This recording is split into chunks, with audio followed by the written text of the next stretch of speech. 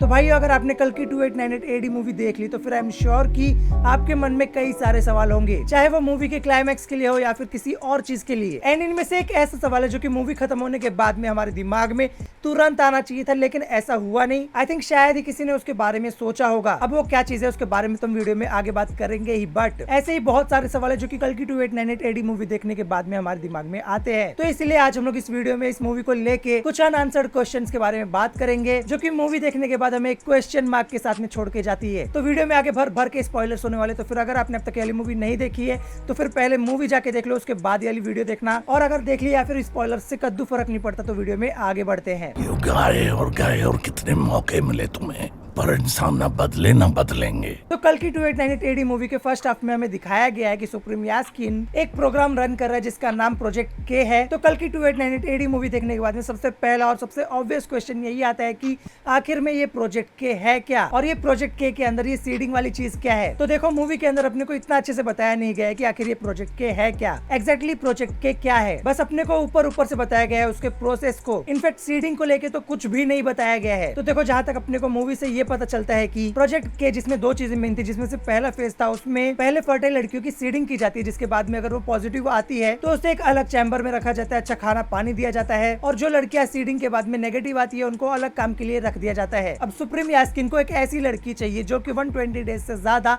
उस सीडिंग के बाद में प्रेग्नेंट रहे, बट यहाँ पे 120 दिन के यहाँ पे लड़कियां 100 दिन तक भी किसी बच्चे को जिंदा नहीं रख पा रही है। लास्ट टाइम किसी लड़की ने 97 या फिर 98 डेज के लिए ही बच्चे को रख पाती है। तो अब यहाँ पे क्योंकि सुप्रीम यास्किन को 120 दिन या फिर उससे ज्यादा दिन का बच्चा उससे एक्सट्रैक्ट किया हुआ सीरम उसे नहीं मिल रहा है, इसलिए अब वो और उसकी बॉडी रिकवर नहीं हो पा रही है। अब हो सकता है कि आपके मन में ये भी सवाल आया होगा कि अगर इनको 120 डेज से ज्यादा कोई लड़की प्रेग्नेंट चाहिए थी तो फिर यहाँ पे ये लोग ने कैप्टन मानस ने मृणाल ठाकुर के कैरेक्टर दिव्या, उसके बच्चे और उसको क्यों मारा। कैप्टन मानस को दिव्या को लेके जाके उसका सीरम एक्सट्रैक्ट कर लेते और यास्किन रिकवर हो जाता, क्योंकि अगर आप देखोगे तो फिर दिव्या नहीं तो भी 5 से 6 महीने की प्रेग्नेंट दिख रही है, यानी कि 150 से 180 डेज के आसपास, क्योंकि उसका पेट भी दिखना चालू हो गया था। तो फिर उसे सीरम क्यों नहीं एक्सट्रैक्ट किया। तो यहाँ पे एक सिंपल ये आंसर हो सकता है कि दिव्या सीडिंग की वजह से प्रेग्नेंट ना हुई हो, वो नेचुरली प्रेग्नेंट हुई हो। और ये तो आप जानते हो कि किसी भी प्रेग्नेंट लेडी का उस कॉम्प्लेक्स से भाग के बाहर निकल आना इतना इजी नहीं है, अनलेस एंड अनटिल कि वो सुमति हो। और यास्किन को एक्सट्रैक्ट किया हुआ सीरम उन्हीं लड़कियों से चाहिए जिन लड़कियों के अंदर सीडिंग की गई हो, यास्किन का फॉर्मूला उसके अंदर इंजेक्ट किया गया हो। एंड देन 120 डेज वाली लड़की चाहिए जिसके बाद में उसका एक्सट्रैक्ट किया हुआ सीरम यास्किन के ऊपर काम करेगा। तो सबसे पहले हम लोग ये बात कर लेते कि आखिर ये सीडिंग क्या हो सकता है। तो अब मैं अपनी 2 साल पढ़ी हुई बायोलॉजी के नॉलेज का थोड़ा सा इस्तेमाल करूँ तो फिर कॉम्प्लेक्स के अंदर पहले फर्टाइल लड़कियों के अंदर सीडिंग की जाती थी,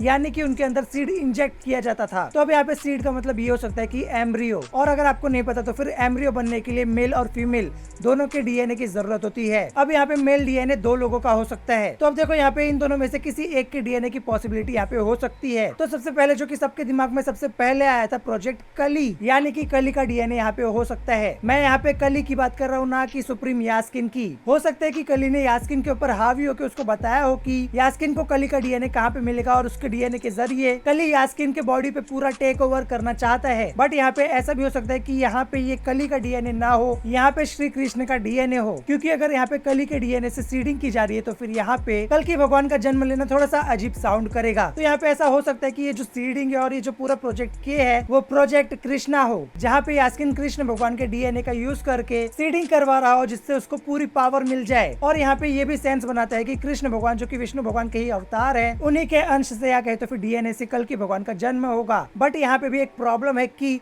इन लोगों को यहाँ पे कृष्ण भगवान का डीएनए कैसे मिला होगा, क्योंकि अभी यास्किन सिर्फ 200 साल से ही जिंदा है और यहाँ पे महाभारत को 6000 साल हो चुके हैं। तो फिर यहाँ पे कृष्ण भगवान का ब्लड मिलना या फिर डीएनए मिलना इम्पॉसिबल सा है। अब देखो अगर नाग अश्विन को यही दिखाना होगा तो फिर नाग अश्विन कैसे भी करके अपने को ये चीज दिखाई देंगे। हो सकता है कि कृष्ण भगवान का ब्लड या फिर उनका बाल ही किसी ने प्रिजर्व करके रखा हो, एंड देन यास्किन को उसके बारे में पता चला हो और यास्किन ने प्रोजेक्ट के स्टार्ट किया। तो एक तो यहाँ पे ये चीज होगी, और यहाँ पे दूसरा सवाल ये आता है कि आखिर पूरी मूवी में अश्वत्थामा ने अपनी पावर्स और अपनी दैविक शक्तियों का यूज क्यों नहीं किया। तो देखो यहाँ पे 2 पॉसिबिलिटीज हो सकती है, जहाँ पे पहली है कि मेकर्स ने उन्हें मना किया था। पहली पॉसिबिलिटी ये हो सकती है कि अश्वत्थामा समय के साथ में अपनी पहले की दैविक शक्तियां भूल चुके हो, जिसकी मुझे कमी पॉसिबिलिटी लगती है, क्योंकि अश्वत्थामा को महाभारत के टाइम की सारी बातें याद है तो फिर यहाँ पे वो अपनी दैविक शक्तियों को तो नहीं भूलेंगे। जिसके बाद यहाँ पे दूसरा सबसे पॉसिबल रीजन ये है कि अश्वत्थामा यहाँ पे अपनी दैविक शक्तियों का यूज करना चाहते ही नहीं थे। अश्वत्थामा सिर्फ सुमति और उनके बच्चे को बचाना चाहते थे, किसी को मारना या फिर तबाही मचाना नहीं। और वैसे भी रेडर्स के वेपन्स वैसे ही अश्वत्थामा के ऊपर काम नहीं कर रहे थे, लेजर काम नहीं कर रहे थे, तो फिर शायद अश्वत्थामा ने उनके ऊपर दैविक शक्तियों का यूज करना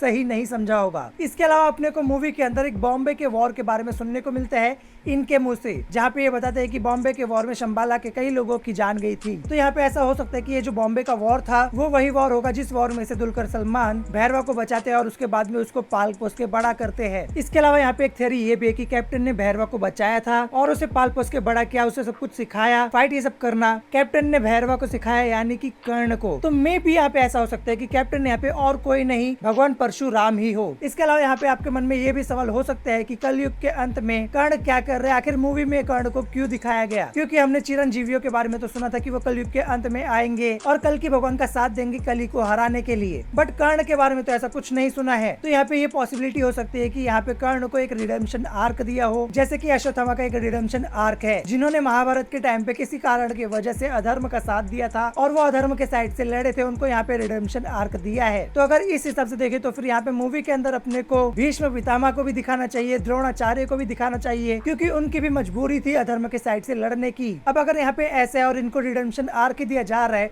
तो फिर यहाँ पे इनको भी तो दिखाना चाहिए मूवी में। अब मेकर्स इन्हें मूवी में दिखाएंगे या फिर नहीं, ये तो अपने को आगे चल के ही पता चलेगा। खैर मूवी का सबसे बड़ा सवाल ये होना चाहिए जिसके बारे में आई थिंक आपने सोचा या फिर नहीं ये मुझे पता नहीं, लेकिन यहाँ पे सबसे मेन सवाल ये है कि अगर यहाँ पे भैरवा कर्ण है और महाभारत के टाइम पे भी कर्ण भैरवा के जैसा ही दिखता था, तो फिर अश्वत्थामा ने भैरवा को क्यों नहीं पहचाना कि ये कर्ण है और भैरवा कर्ण का री इनकारनेशन हो सकता है, क्योंकि यहाँ पे भैरवा का भी रोल प्रभास नहीं किया और कर्ण का भी रोल प्रभास नहीं किया है और मूवी में भी ये दोनों अपने को एक जैसे ही दिख रहे हैं। अब देखो आई डोंट नो कि ये मूवी के अंदर एक लूप होल है या फिर मेकर्स ने इसे जानबूझ के दिखाया, बट देखो जहाँ तक मुझे ऐसा लगता है कि यहाँ पे अश्वत्थामा ने महाभारत के टाइम पे महाभारत में उनका कोई भी साथी नहीं बचा था, तो फिर अश्वत्थामा ने यहाँ पे ये उम्मीद ही छोड़ दी होगी कि उस टाइम का यहाँ पे अभी कोई जीवित होगा या फिर री इनकारनेट होगा। इस चीज की अश्वत्थामा को जरा भी होप नहीं थी और अश्वत्थामा का यहाँ पे सिर्फ यही लक्ष्य था कि वो सुमति को बचाएंगे और उनके पेट में पल रहे बच्चे को, जिसकी वजह से अश्वत्थामा ने भैरवा के ऊपर कभी ध्यान ही नहीं दिया। अब आई नो कि ये इतना स्ट्रॉन्ग पॉइंट नहीं है, लेकिन अब इस चीज का आंसर तो सिर्फ नाग अश्विन ही दे सकते हैं या फिर इसके आने वाले पार्ट्स में अपने को पता चले। खैर आपको क्या लगता है इन सब चीजों के बारे में मुझे कमेंट सेक्शन में जरूर बताना, साथ ही में आपके पास अगर कोई थियरी हो तो फिर वो भी जरूर बताना। इसके अलावा अगर मैं बात करूँ तो फिर यहाँ पे एक और क्वेश्चन है जिसके बारे में अभी बात करना पॉसिबल ही नहीं है। दुलकर सलमान यानी कि कैप्टन को बेचने के बाद में कैप्टन का आखिर क्या हुआ? वेल आपको क्या लगता है इसके बारे में मुझे जरूर बताना। वैसे तो कल की 2898 एडी मूवी के ऊपर तो बात करने के लिए तो बहुत कुछ है, बट आज के लिए इतना ही। अगर आपको वीडियो अच्छी लगी तो वीडियो को लाइक कर देना, चैनल पर नए हो चैनल सब्सक्राइब कर देना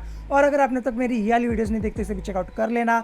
बाकी मिलूंगा मैं आपको अगली वीडियो में, तब तक के लिए टाटा।